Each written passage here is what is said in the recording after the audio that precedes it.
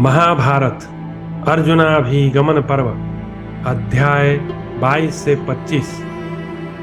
आज हम लोग महाभारत के कुछ नए अध्याय को अध्ययन करेंगे।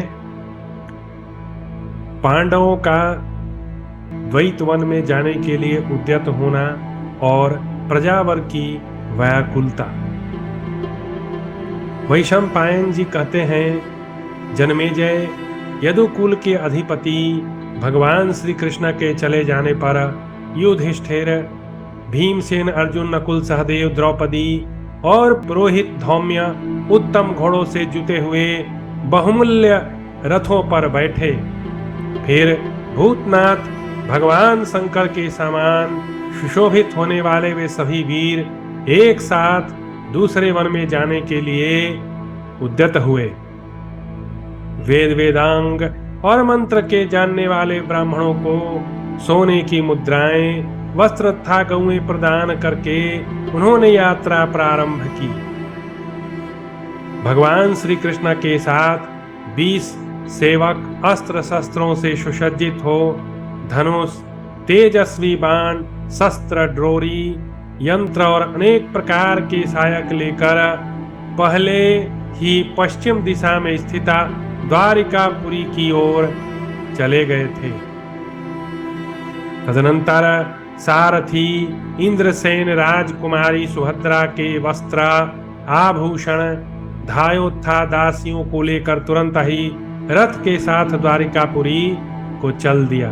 उसके बाद उदार हृदय वाले पुरवासियों ने कुरुश्रेष्ठ युधिष्ठिर के पास जा उनकी परिक्रमा की। कुरुजांगल देश के ब्राह्मणों तथा सभी प्रमुख लोगों ने उनसे प्रसन्नता पूर्वक बातचीत की। अपने भाइयों सहित धर्मराज युधिष्ठिर ने भी प्रसन्न होकर सबसे वार्तालाप किया। कुरुजांगल देश के उस जन समुदाय को देखकर महात्मा युधिष्ठिर थोड़ी देर के लिए वहां ठहर गए। जैसे पिता का अपने पुत्रों पर वात्सल्य भाव होता है, उसी प्रकार कुरुश्रेष्ठ महात्मा युधिष्ठिर ने उन सब के प्रति अपने आंतरिक स्नेह का परिचय दिया। वे भी उन भरत श्रेष्ठ युधिष्ठिर के प्रति वैसे ही अनुरक्त थे जैसे पुत्र अपने पिता पर।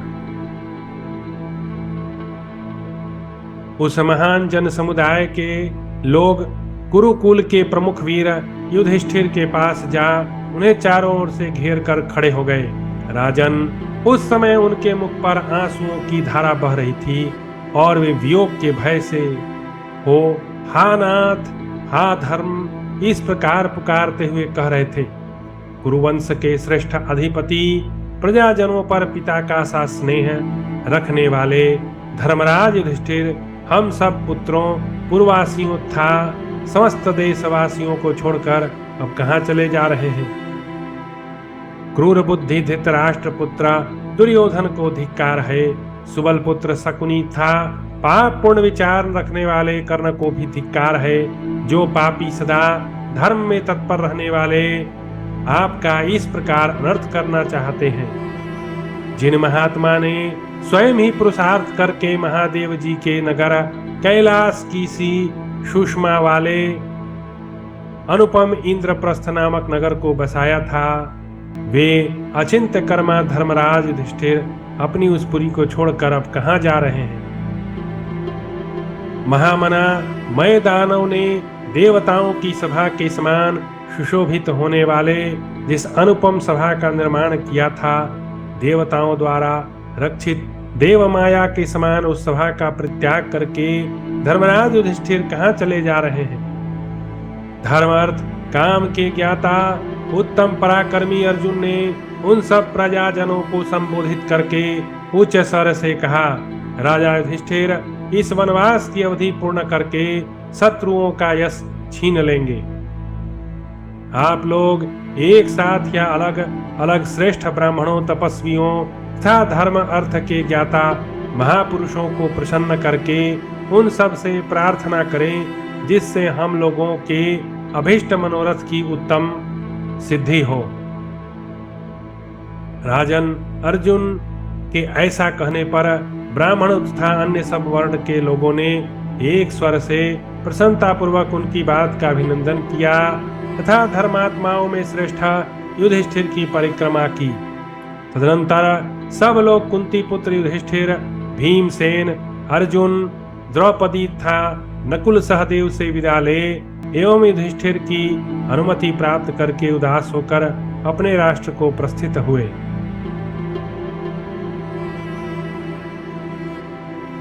पांडवों का द्वैतवन में जाना।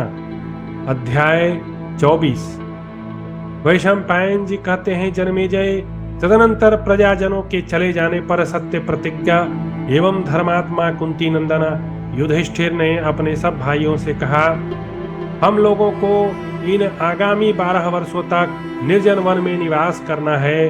अतः इस महान वन में कोई ऐसा स्थान ढूंढो जहां बहुत से पशु पक्षी निवास करते हों, जहां फल फूलों की अधिकता हो, जो देखने में रमणीय एवं कल्याणकारी हो तथा जहां बहुत से पुण्यात्मा पुरुष रहते हों। वह स्थान इस योग्य होना चाहिए जहां हम सब लोग इन 12 वर्षों तक सुखपूर्वक रह सकें। धर्मराज के ऐसा कहने पर अर्जुन ने उन मनस्वी मानव गुरु युधिष्ठिर का गुरु तुल्य सम्मान करके उनसे इस प्रकार कहा। अर्जुन बोले, आर्य, आप स्वयं ही बड़े बड़े ऋषियों तथा वृद्ध पुरुषों का संग करने वाले हैं। इस मनुष्य से लोक में ऐसी कोई वस्तु नहीं है जो आपको ज्ञात न हो। भरत श्रेष्ठ, आपने सदा द्वैपायन आदि बहुत से ब्राह्मणों तथा महातपस्वी नारद जी की उपासना की है, जो मन इंद्रियों को वश में रखकर सदा संपूर्ण लोकों में विचरते रहते हैं। देवलोक से लेकर ब्रह्मलोक तथा गंधर्वों और अप्सराओं के लोकों में भी उनकी पहुंच है। राजन, आप सभी ब्राह्मणों के अनुभाव और प्रभाव को जानते हैं, इसमें संशय नहीं है। राजन, आप ही मोक्ष के कारण का ज्ञान रखते हैं। महाराज, आपकी जहाँ इच्छा हो वहीं हम लोग निवास। राजन, आप ही श्रेय के कारण ज्ञान रखते हैं। महाराज, आपकी जहाँ इच्छा हो वहीं हम लोग निवास करेंगे। यह जो पवित्र जल से भरा हुआ सरोवर है उसका नाम द्वैतवन है। यहाँ फल और फूलों की बहुलता है। देखने में यह स्थान रमणीय तथा अनेक ब्राह्मणों से सेवित है। मेरी इच्छा है कि यहीं हम लोग इन 12 वर्षों तक निवास करें। राजन, यदि आपकी अनुमति हो तो द्वैतवन के समीप रहा जाए, अथवा आप दूसरे किस स्थान को उत्तम मानते हैं? युधिष्ठिर ने कहा, पार्थ, तुमने जैसा बताया है वही मेरा भी मत है। हम लोग पवित्र जल के कारण प्रसिद्ध द्वैतवन नामक विशाल सरोवर के समीप ही चले। वैशंपायन जी कहते हैं, जन्मेजय, तदनंतर वे सभी धर्मात्मा पांडव बहुत से ब्राह्मणों के साथ पवित्र द्वैतवन नामक सरोवर को चले गए। वहां बहुत से अग्निहोत्री ब्राह्मणों, निरग्नि को स्वाध्याय परायण ब्रह्मचारियों, वानप्रस्थियों, सन्यासियों, सैकड़ों कठोर व्रत का पालन करने वाले तप सिद्धि महात्माओं तथा अन्य अनेक ब्राह्मणों ने महाराज युधिष्ठिर को घेर लिया। वहां पहुंचकर भरत श्रेष्ठ पांडवों ने बहुत से ब्राह्मणों के साथ पवित्र एवं रमणीय द्वैतवन में प्रवेश किया। राष्ट्रपति युधिष्ठिर ने देखा, वह महान वन तमाल, आम, महुआ, नीम, कदम्ब, साल, अर्जुन, कनेर आदि वृक्षों से, जो ग्रीष्म ऋतु बीतने पर फूल धारण करते हैं, संपन्न है। उस वन में बड़े बड़े वृक्षों की ऊंची शाखाओं पर मयूर, चातक, चकोर, बहिर्ण तथा कोकिल आदि पक्षी मन को भाने वाली मीठी बोली बोलते हुए बैठे थे। राष्ट्रपति युधिष्ठिर को उस वन में पर्वतों के समान प्रतीत होने वाले मदोन्मत्त गजराजों के, जो एक एक युद्ध के अधिपति थे, हथिनियों के साथ विचरने वाले कितने ही भारी भारी झुंडा दिखाई दिए। मनोरम भोगवती सरस्वती नदी में स्नान करके जिनके अंतःकरण पवित्र हो गए हैं। जो वलकल और जटा धारण करते हैं, ऐसे धर्मात्माओं के निवासभूत उस वन में राजा ने सिद्ध महर्षियों के समुदाय देखे। तदनंतर धर्मात्माओं में श्रेष्ठ एवं अमित तेजस्वी राजा युधिष्ठिर ने अपने सेवकों और भाइयों सहित रथ से उतरकर स्वर्ग में इंद्र के समान उस वन में प्रवेश किया। उस समय उन सत्य प्रतिज्ञ मनस्वी राज सिंह युधिष्ठिर को देखने की इच्छा से सहसा बहुत से चारण सिद्ध एवं वनवासी महर्षि आए और उन्हें घेर कर खड़े हो गए। वहां आए हुए समस्त सिद्धों को प्रणाम करके धर्मात्माओं में श्रेष्ठ युधिष्ठिर उनके द्वारा भी राजा तथा देवता के समान पूजित हुए एवं दोनों हाथ जोड़कर उन्होंने समस्त श्रेष्ठ ब्राह्मणों के साथ वन के भीतर पदार्पण किया। उस वन में रहने वाले धर्मपरायण तपस्वियों ने उन पुण्यशील महात्मा राजा के पास जाकर उनका पिता की भांति सम्मान किया। तत्पश्चात राजा युधिष्ठिर फूलों से लदे हुए एक महान वृक्ष के नीचे उसकी जड़ के समीप बैठे। तदनंतर पराधीन दशा में पड़े हुए द्रौपदी, नकुल, सहदेव तथा सेवकगण सवारी छोड़कर उतर गए। वे सभी भरत श्रेष्ठ वीर महाराज युधिष्ठिर के समीप जा बैठे। जैसे महान पर्वत यूथपति गजराजों से सुशोभित होता है, उसी प्रकार लता समूह से झुका हुआ वह महान वृक्ष वहां निवास के लिए आए हुए 5 धनुर्धर महात्मा पांडवों द्वारा शोभा पाने लगा।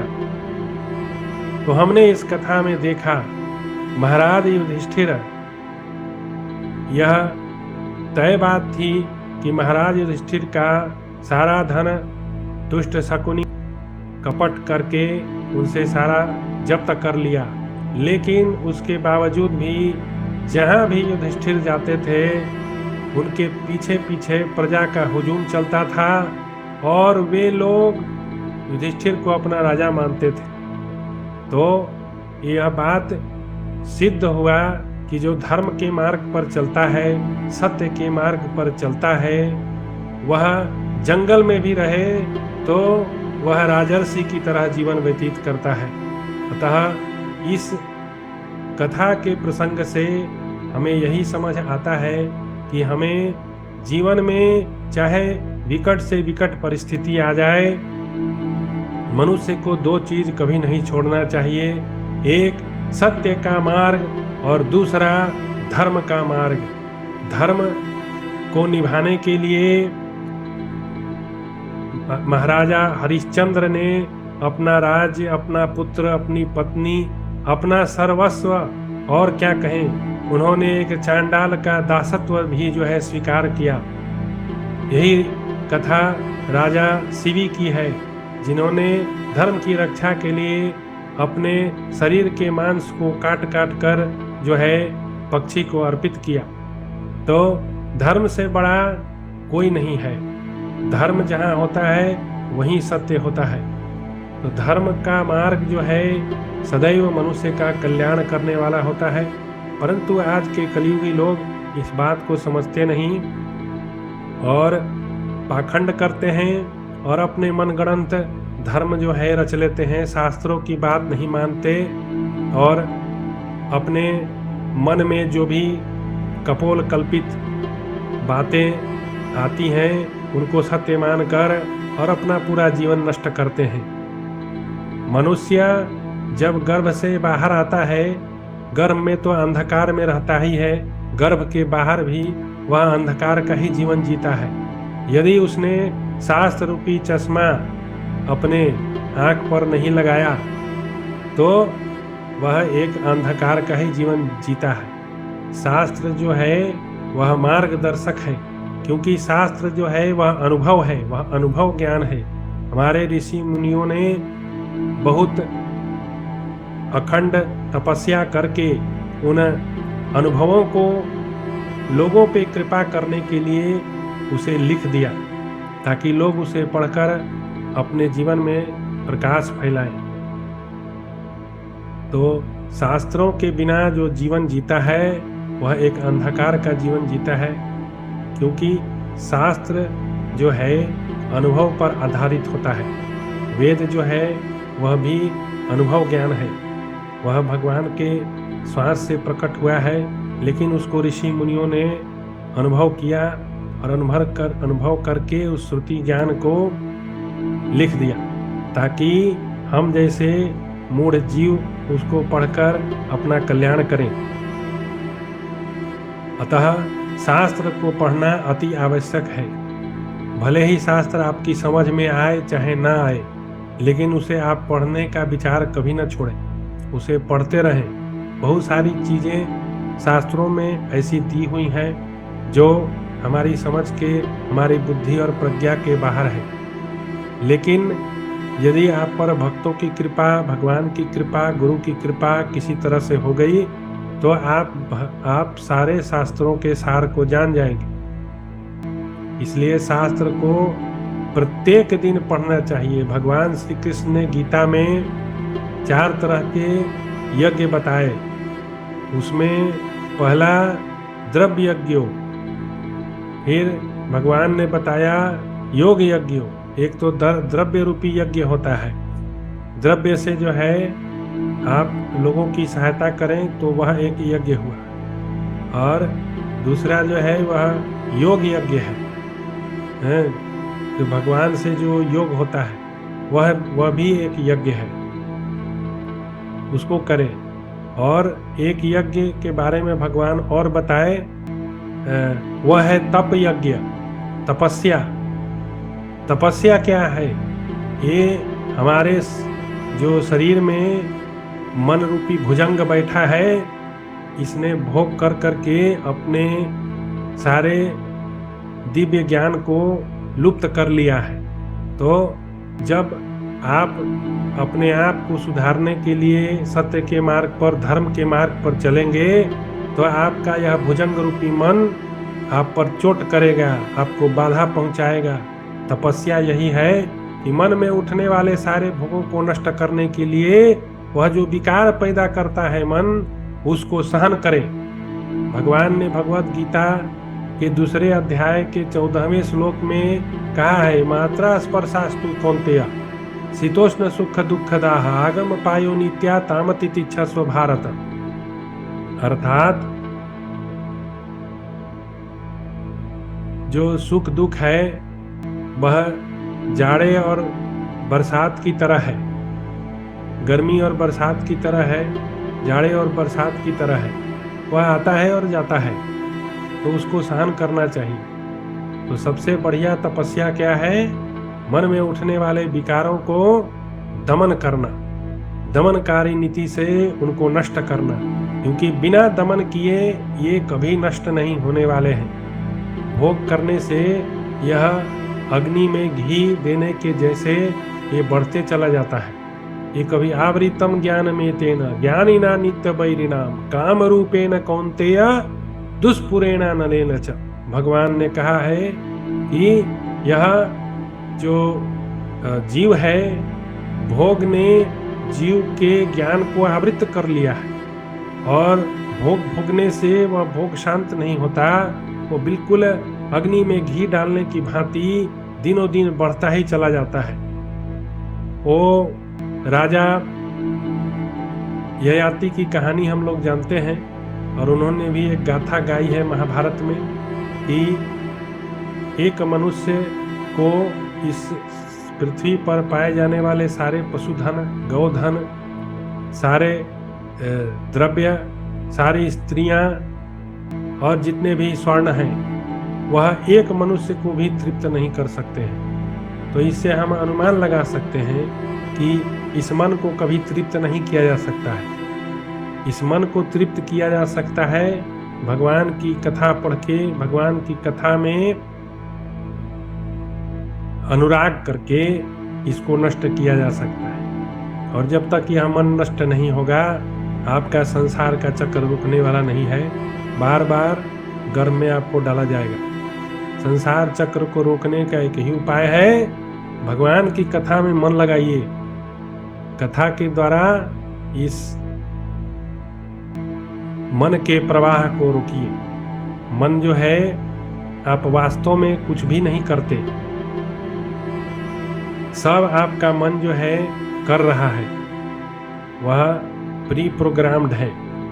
ये ऋषि मुनि लोग जो होते हैं ना, ये लोग अपने मन को रीप्रोग्राम करते हैं। मन को अभ्यास के द्वारा, भगवान की कथा पढ़ के, उनका भजन करके, कीर्तन करके इस मन के प्रवाह को भगवान की तरफ मोड़ते हैं। क्योंकि प्रकृति में निरंतर परिवर्तन होते रहता है। प्रकृति जो है परिवर्तनशील है, उसको बदला नहीं जा सकता, लेकिन प्रकृति के प्रवाह को दिशा दिया जा सकता है। उसको हम भगवान की तरफ मोड़ सकते हैं।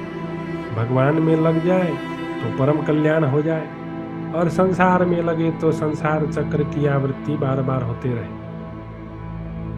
सर्वा जीवे सर्व संस्थे बृहंते अस्मिन हंसो ब्राह्मते ब्रह्मचक्रे पृथगात्मानं परितारं तमत्वा जुष्टम स्ततस्तेनामृतत्वम्। जीवात्मा अपने को प्रेरक भगवान से अलग मानकर इस महान ब्रह्म चक्र में घूमता रहता है, और जब अपने को भगवान का अंश मान के उनकी सेवा आरंभ करता है और अभिन्न रूप से भगवान की सेवा करने लगता है, तो वह मुक्ति को प्राप्त करता है। यह उपनिषद का वचन है। क्षरम प्रधानम अमृताक्षरम हरः क्षरात्माना विशते देव एकः तस्याभिध्यानाद् योजना तत्व भावात भूयश्चान्ते विश्वमाया निवृत्ति। तो क्षर और अक्षर के मिलन से इस ब्रह्मांड का निर्माण हुआ है। क्षर जो है वह प्रकृति है, और अक्षर जो है वह भगवान है, ब्रह्म है। तो क्षर जो है वह विनाशी है, और भगवान जो है वह अविनाशी है। तो क्षर अक्षर के मिलने से यह संसार का निर्माण हुआ है। और प्रकृति से जीव तब ऊपर उठता है जब वह भगवान का ध्यान करता है, भगवान की कथा से प्रेम करता है, तभी वह प्रकृति से अपने आप को उठा सकता है। वरना उसका जीवन पशु का जीवन होता है, वह भोग प्रधान होता है, रूप रस गंध शब्द स्पर्श, बस यही 5 भोग भोगते भोगते जीवन नष्ट हो, जीव का जीवन जो है वह नष्ट हो जाता है। तो इससे उबारने के लिए जरूरी है कि भगवान की कथाओं में मन लगाएं।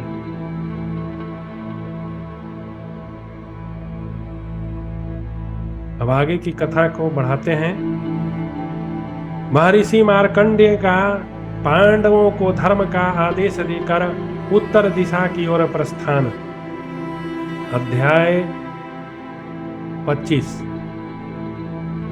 वैशंपायन जी कहते हैं, जन्मेजय सुख भोगने के योग्य राजकुमार पांडव इंद्र के समान तेजस्वी थे। वे वनवास के संकट में पड़कर द्वैत वन में प्रवेश करके वहां सरस्वती तटवर्ती सुखद साल वनों में विहार करने लगे। कुरुश्रेष्ठ महानुभाव राजा युधिष्ठिर ने उस वन में रहने वाले संपूर्ण यतियों, मुनियों और श्रेष्ठ ब्राह्मणों को उत्तम फल मूलों के द्वारा तृप्त किया। अत्यंत तेजस्वी पुरोहित धौम्य पिता की भांति उस महावन में रहने वाले राजकुमार पांडवों के यज्ञ याग, पितृ श्राद्ध तथा अन्य सत्कर्म कराते थे। राज्य से दूर होकर वन में निवास करने वाले श्रीमान पांडवों के उस आश्रम पर उद्दीप्त तेजस्वी पुरातन महर्षि मार्कंडेय जी अतिथि के रूप में आए। और आप लोगों को बता दें कि ये वही मार्कंडेय जी हैं जो अजर अमर हैं, इनकी कभी मृत्यु नहीं होती। और इन मार्कंडेय जी को भगवान शिव जी का वरदान प्राप्त है। भगवान शिव जी ने मार्कंडेय को अमरत्व प्रदान किया, और यही मार्कंडेय जी भगवान के बाल मुकुंद रूप को देखने वाले हैं। क्योंकि इन्होंने भगवान शिव से यह वरदान पाया था तो भगवान ने इन पर कृपा की और उन्हें भगवान ने अपनी माया का प्रभाव दिखाया और उस माया में जल प्लावन हुआ। और उस जल प्लावन में मार्कंडेय जी ने भगवान को पीपल के पत्ते पर अपने पैर के अंगूठे को मुंह में डाले हुए देखा। तो यह एक बहुत अद्भुत घटना है जो भागवतम में हमें पढ़ने को मिलती है। तो उनकी अंग कांति प्रज्वलित अग्नि के समान उद्भासित हो रही थी। देवताओं, ऋषियों तथा मनुष्यों द्वारा पूजित महामुनि मार्कंडेय को आया देख अनुपम धैर्य और पराक्रम से संपन्न महामनस्वी युधिष्ठिर ने उनकी यथावत पूजा की। अमित तेजस्वी तथा सर्वज्ञ महात्मा मार्कंडेय जी द्रुपद कुमारी कृष्णा युधिष्ठिर भीमसेन अर्जुन को देखकर मन ही मन श्री रामचंद्र जी का स्मरण करके तपस्वियों के बीच में मुस्कुराने लगे। तब धर्मराज युधिष्ठिर ने उदासीन से होकर पूछा, मुने ये सब तपस्वी तो मेरी अवस्था देखकर कुछ संकुचित से हो रहे हैं, परंतु क्या कारण है कि आप इन सब महात्माओं के सामने मेरी ओर देखकर प्रसन्नता पूर्वक यूं मुस्कुराते से दिखाई देते हैं। मार्कंडेय जी बोले, तात न तो मैं हर्षित होता हूँ न मुस्कुराता हूँ। हर्ष जनित अभिमान कभी मेरा स्पर्श नहीं करता। आज तुम्हारी यह विपत्ति देखकर मुझे सत्य प्रतिज्ञा दशरथ नंदन भगवान श्री रामचंद्र जी का स्मरण हो आया।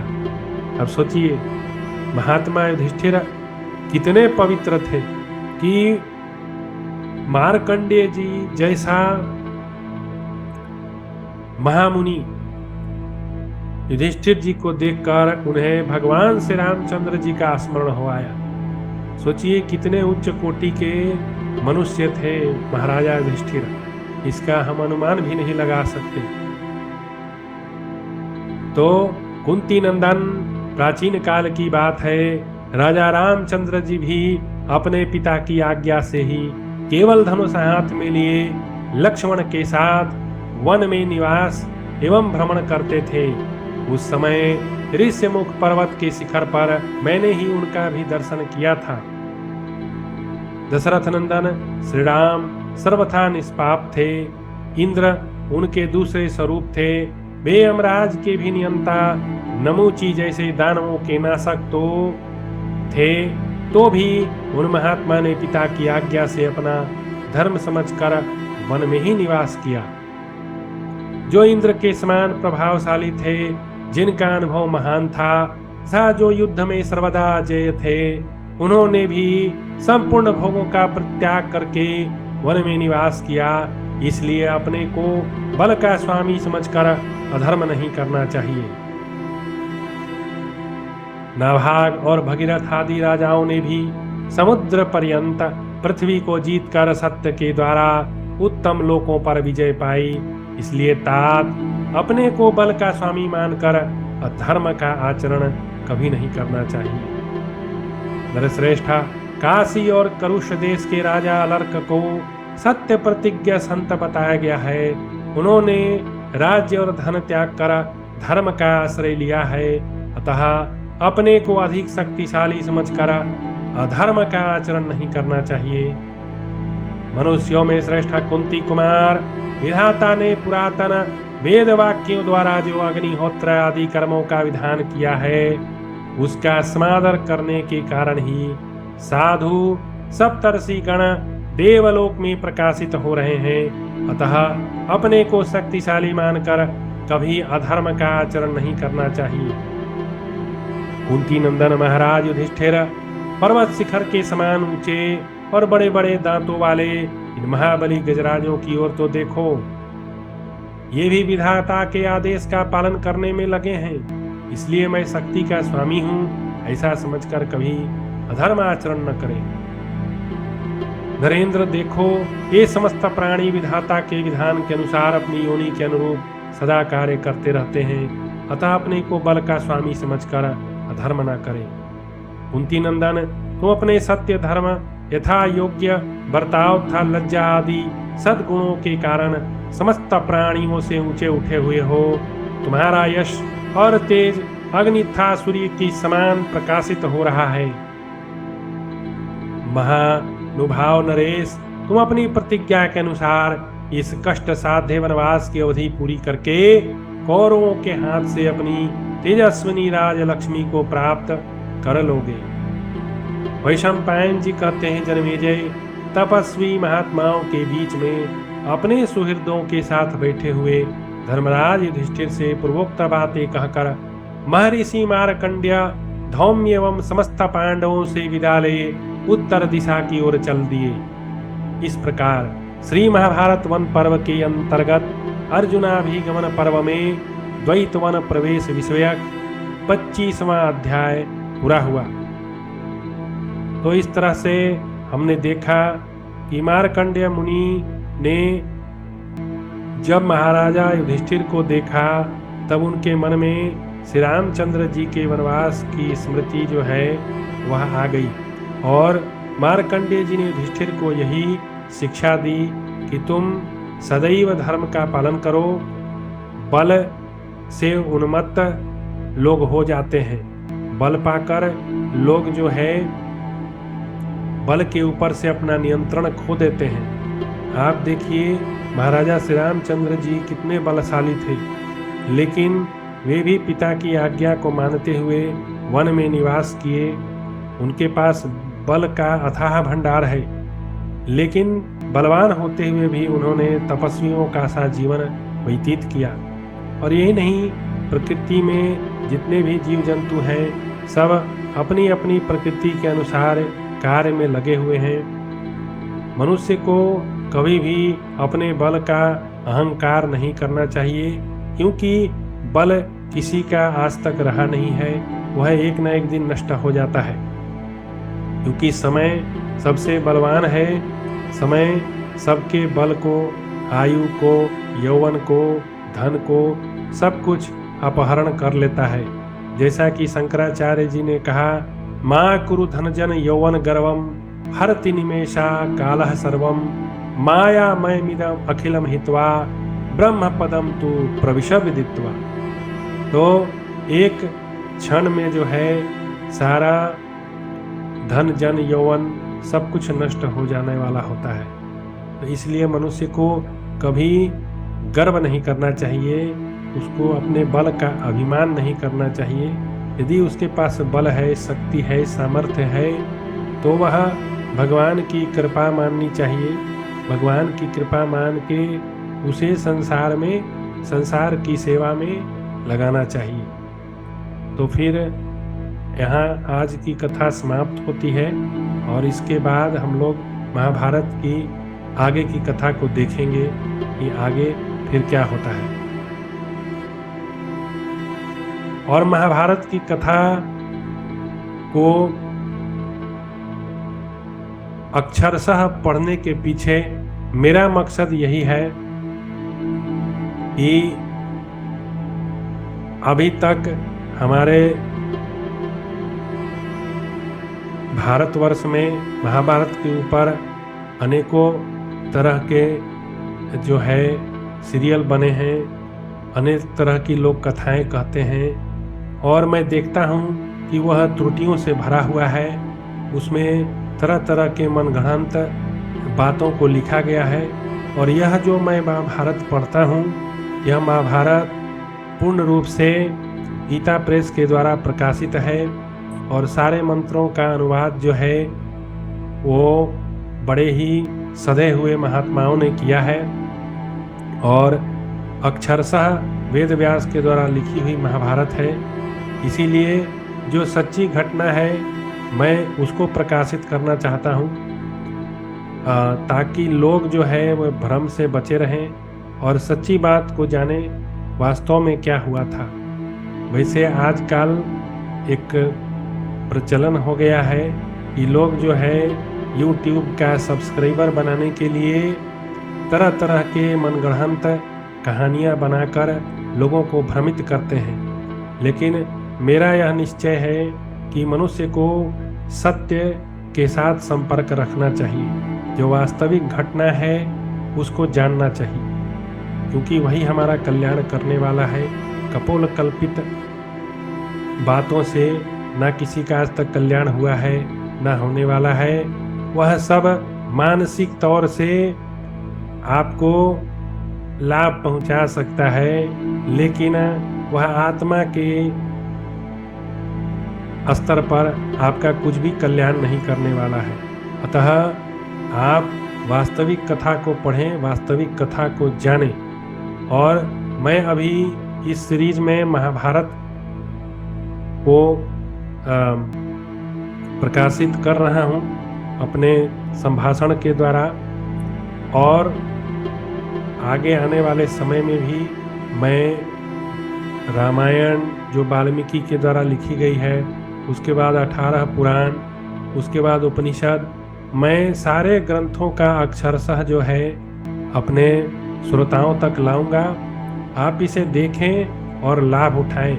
मैं सब्सक्राइबर बनाने के लिए, YouTube का सब्सक्राइबर बनाने के लिए ये नहीं करता, ये मैं भक्ति भाव से करता हूँ। मुझे कोई मतलब नहीं है मेरा कौन सब्सक्राइब करता है, कौन नहीं सब्सक्राइब करता है। वो सब से मैं बहुत ऊपर उठ चुका हूँ, वो सब से मेरे को कोई मतलब नहीं है। लेकिन मेरा यही कहना है कि आप लोग देखें और लाभ उठाएं। मनुष्य जीवन बहुत दुर्लभ है, इसको कथा, रोज लोग मर रहे हैं। आपके सामने आपके कितने संबंधी जो है वे कालातीत हो गए और वे नष्ट हो गए, और हम भी उसी नष्ट होने की तरफ अग्रसर हैं। इसलिए समय रहते स्वयं को जानने का प्रयास करें, अपनी आत्मा का अन्वेषण करें। आत्मा के अन्वेषण न करने के कारण हम अपार मानसिक पीड़ाओं से ग्रसित हैं और अपने जीवन को कोई निश्चित दिशा नहीं दे पा रहे हैं। इसलिए बहुत ज़रूरी है कि आप अपना जीवन जो है वह फोकस करें, किसी एक चीज़ पर फोकस करें और एक साधे सब सधे।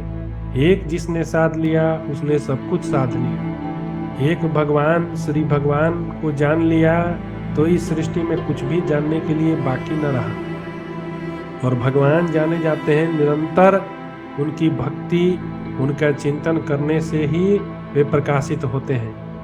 वे हमारे हृदय में ही बैठे हैं, लेकिन वे तब तक कृपा नहीं करते जब तक हम अपनी भोग की वासनाओं को नष्ट नहीं कर देते और निरंतर उनका चिंतन नहीं करते। निरंतर चिंतन करने वाले को भगवान जो है वह प्राप्त हो जाते हैं। तो इसलिए इस महाभारत ग्रंथ को आप सुनिए, उससे लाभ उठाइए और अपने जीवन का परम कल्याण कीजिए। धन्यवाद।